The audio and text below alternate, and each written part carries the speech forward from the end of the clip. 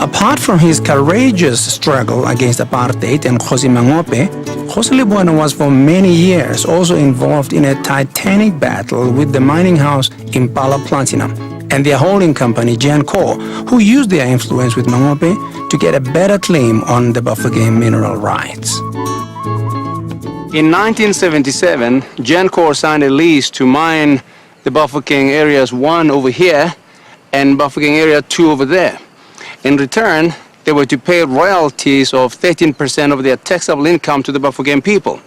Through tax breaks and financial scheming, Genco managed to whittle down the amount of their taxable income to an amount so low that the royalties that filtered through to the Bafokeng were even smaller. So in 1985, when they tried to mine the deeper reefs of shafts 1 and 2, the Bafokeng rightfully disagreed. Genco was unhappy, and off they went to Bafokeng to try and get President Lucas Mangope to force the hand of the Bafokeng into this deal. This deal didn't work. The matter landed up in court. Judge Smith ruled that President Mangope, as the trustee of the Bafokeng, had the legal right to sign the deal. In 1990, in their shareholders' report, Genco reported that the 72 Khosan of the Bafokeng had actually given President Mangope permission to act as trustee and sign the leases.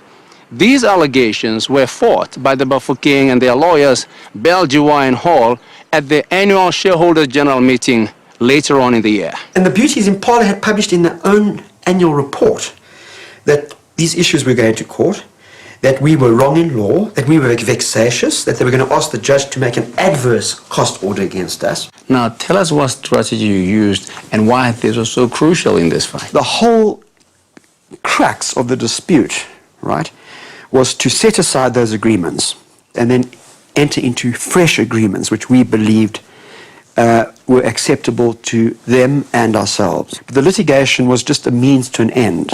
I took a decision very early on, which I disclosed to no one, not even the king, that the only way we were going to achieve a result in this matter in the shortish term was to destroy the Impala share price. What happened is one of the analysts contacted me and said, you know, we've got to resolve this matter. And he said, I've done the numbers, and as far as I'm concerned, 50% increase is fine. So we had a meeting with the shareholders, and everyone said, well, you know, this is crazy. I mean, what you're saying is absolutely reasonable. And I said, listen, if Impala come to the table, we'll be popping the champagne corks in weeks, all right?